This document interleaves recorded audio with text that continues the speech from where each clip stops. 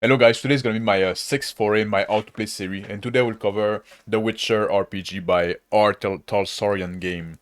And again, those are not meant to be deep dive, they're not meant to make you an expert on the game or sell you on the game, tell you what the game's about.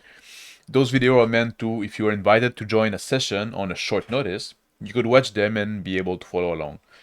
I will also not cover character creation, as you can just follow the book for that or use a pre-gen character.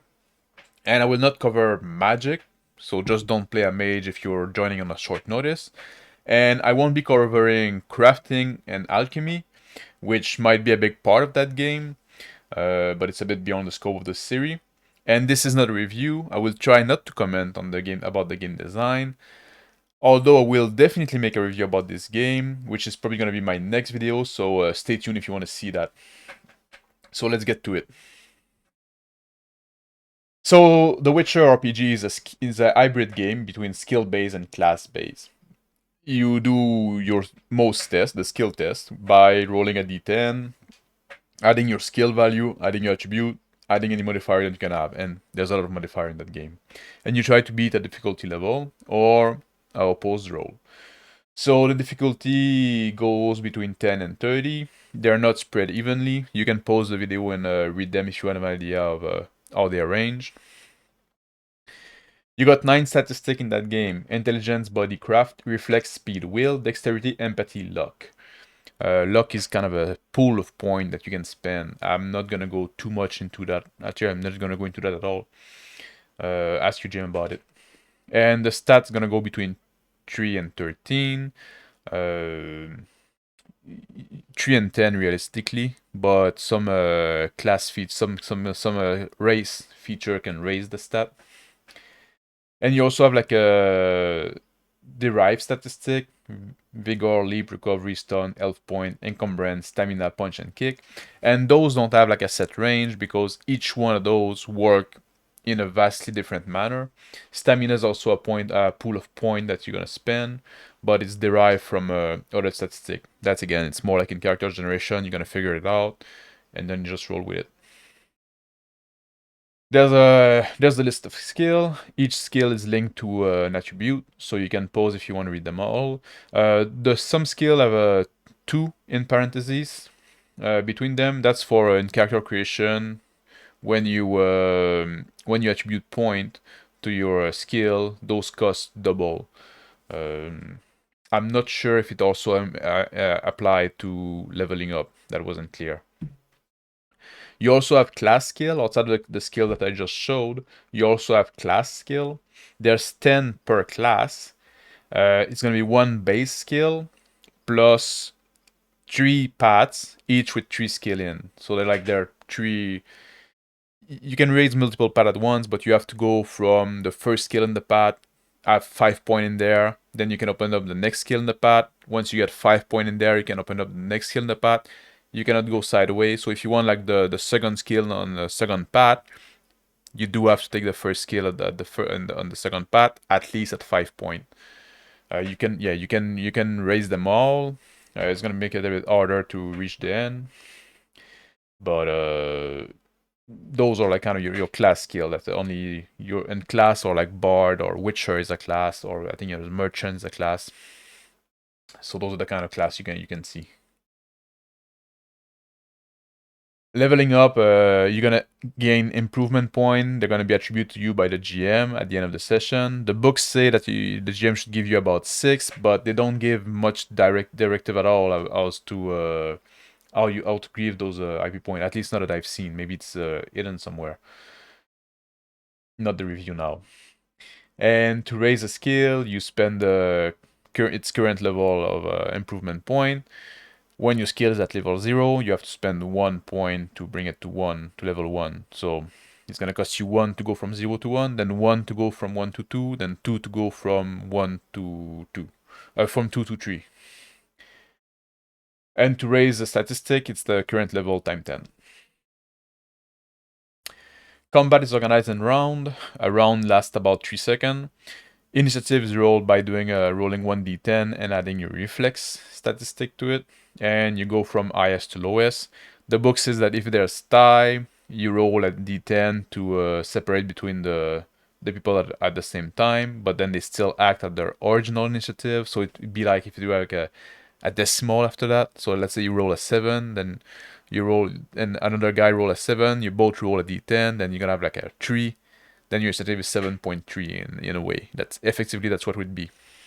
But you still act on initiative 7, so after people that act on 8, before people that act on 6. But that's the thing, you can hold your action, so, and there's no penalty and no restriction from that. So if your initiative is 7, you can basically act at any time after 7. So there's that. You can just say I'm holding my action, and you can interrupt at any time and say, oh, I'm gonna go now. So it's just like the initiative just represent how fast you can act, but you can act whenever after that. In one round, you have like 1 movement plus 1 action. Your movement is your speed statistic in meter. So if you have like a speed of 5, you can move 5 meter per round. The attacks in combat are resolved by rolling your reflex, plus your weapon skill, plus a d10, plus the weapon accuracy. Every weapon has a weapon accuracy skill, a weapon accuracy rating. Plus you add any modifier that you can have, and I said there's a lot for that of modifier. Range attack is the same, but instead of being reflex, it's dexterity. And what you're trying to beat when you attack is a roll done by your opponent, by your target. It can be dodge, reposition, block, or parry. So dodge, the guy's gonna roll is dodge escape skill. Reposition is gonna roll his athletics skill, but if he succeeds, he's gonna move half his speed. It's like he's trying to avoid the attack. Block is gonna be opposed by the weapon skill or the melee skill or the brawling skill of the target. And if you block, every weapon got like a I forgot the name, like it's like hit point for the weapon. They have a specific name for it. I forgot now. I'm sorry. But so it's gonna, every time you block with the weapon's gonna get some damage. 1 point of damage. If you block with your body, like you're brawling, you block with your arm, then the body part is gonna take the damage. It can be like a viable option if you have like a lot of armor, like let's say on just one arm, you're gonna try to block with that one arm. I kind of use it like a shield, I guess. And parry works like block, except that you got -3 on your roll, and if you do succeed on the parry, there's no damage taken. So the weapon doesn't get damaged or your body part doesn't get damaged. And you cannot parry bow or crossbow, but you can parry thrown weapon. You have a -5 on the roll. It's not clear if the -5 add up to the initial -3 or if it's instead of -3. So check with your GM for that. If you have a range attack that is unopposed, those are the difficulty challenge. They don't align with the easy, challenging, near impossible challenge. So pay attention to that. When you take an attack action, you can do a fast attack or a strong attack. A fast attack allows you to make actually 2 attacks in the same round. There's no penalty to it. And if you do a strong attack, you're gonna have a -3 on your attack roll, but if you succeed, you're gonna do double damage. I said that stamina was a pool of points. That's where you can spend them. You can spend 1 point of stamina to do an extra attack, and that's not clear if it's an extra attack action. So you can do an extra attack, like either a fast attack or which allow you to do 2 attack, or a strong attack. So I'm not sure, like, can you do a strong attack at -6 by spending an extra a stamina point, or do 2 additional attack at -3? Again, the book wasn't clear on that, so you'll have to check with your GM for that. Blocking, repositioning, dodging, or parrying also cost a stamina point. So that's what I mentioned earlier, when what's opposing the attack of the attacker. You have to spend a stamina point for that, or you can just make it that your action. So that's what you're gonna do. You do this round. You've blocked, you've defended yourself, so you're not gonna have an attack later on. I said there was a lot of modifier. This is a list of combat modifier that are listed in the book. So I don't know if it's all there is, but as you can see, there's a lot of them. They're all over the place. Plus and minus. There's no uniformity to it.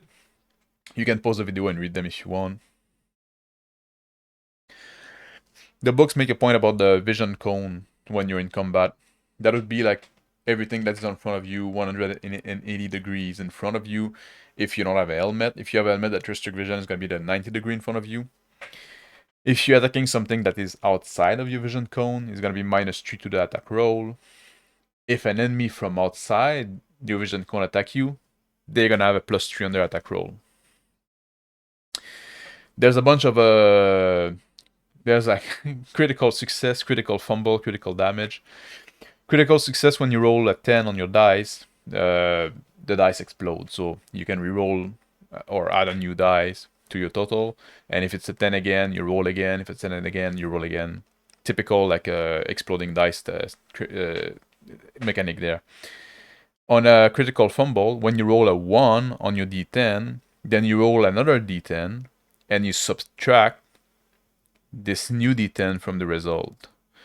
And this die, this negative die, also explodes. So if you roll a 10 on your die, on this negative die, you can add, so you can have like a -14 to your roll. And then you there's fumble table, and those are in the combat section, because the exploding dice for critical success and critical fumble are only for combat. It's not outside of combat. That's a point to make here. And then once you get like your negative result from this negative die that you roll, you use it to consult on a fumble table, and that's going to be like the consequence of what's happened. You can do critical damage. If your roll is to a certain amount above the target's defense, so there's a little chart there, you're gonna do critical damage. It's gonna do extra damage. Plus, you're gonna have like a condition. There are critical wound table that you can check. So there's a critical wound table for simple, complex, difficult, and deadly damage. So you go look at the appropriate. Like if you roll 14 above the opponent defense, that's gonna be a difficult critical damage. So you're gonna add 8 to your damage. Plus, you're gonna consult on the difficult critical wound table. That's how you resolve an attack. Combat damage can be lethal or non-lethal. Every weapon has a piercing, slashing, bludgeoning, and elemental, so armor gonna absorb based on that. The weapon damage are listed with D6. They said D6 or D10, but I looked in the book, I didn't see any with D10, so take that with a grain of salt. It might be D10 as well. The game used D10 and D6, basically. And it's gonna give you like a number of D6 plus a number. So your weapon can do like 4d6 plus 2. So that's how it's going to be listed. And then you roll this damage, and you subtract the target armor stopping power. So every piece of armor got a stopping power based on the type of damage. And this is based on hit location. So when you land the blow, you have to roll for the hit location, which I should have put this slide before. It's going to be the next slide there. And if you fight a monster with a non-silver weapon, they take half damage. You're wounded when your hit points are below 1/5 of your maximum, and when you are, your reflex, your dexterity, your intelligence, and your willpower are all half. So not all your stat, but some of your stat. Combat hit location, like I said, when you hit somebody, you have to roll for the hit location. That's going to impact the type of the armor that is blocking the blow. But you can also target a specific location. It does impose a penalty, but it gives you like a damage modifier on the damage. So, like for example, you can pause and read it. But for example, like if you want to target the head specifically, you're gonna have a -6 on your attack, but then the damage is gonna be triple. If you hit a leg, the damage is going to be half. If you want to target a leg, it's going to be -2 on the attack. And I put there like the chart for a human opponent or humanoid opponent. There's one for monster as well. But you get the gist of it. You just look at the chart. When you hit 0 hit point, you're dying. All your statistics are divided by 3. So they were already be divided by 2 because you were wounded. So now they're divided by 3. So that's not like, it's not like they're not, it's not on top of the by 2. So they were half, now they're a third of what they were at your maximum.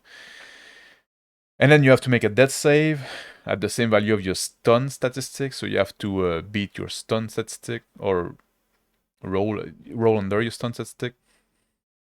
On a failure, you die. And in this game, there's no magic to bring the dead back from the... No magic or no healing to bring the dead back from the death. And each round thereafter, you have to do a death save again, but you're always gonna have a -1 on the roll. So the cumulative -1. And if you get more damage where you're in death mode, you have to make a new roll, and the penalty that you got is increased by 1 again. So you add another -1 to your death roll. So every time you get hit, you get a little closer to dying. And I think that's about all I wanted to cover in that video. It's a fairly complex game, and I don't know if this is going to be useful to anyone. I mostly wanted to do how to, because I think it's like people like The Witcher. It's a good setting and stuff like that. And I want to talk about the book. I'm gonna talk about this game probably in my next video on Tuesday.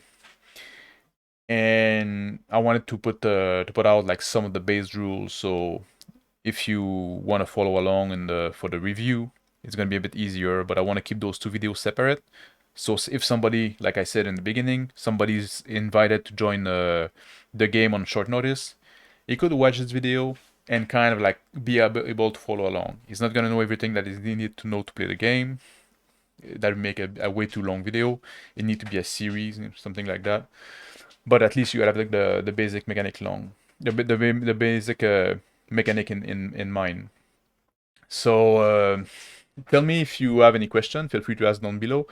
If you're familiar with the game and you think that I missed something important, or if I get something wrong, and there was something that I said I wasn't sure about, just because of the way the book was written, write them down below. And yeah, if you have like correction you want to make, I'll pin the comment so others can see it. And don't miss out the review of this game. Like I said, it's probably going to be my next video, my next live on Tuesday. So don't miss out. Take care and have a good day. Thank you.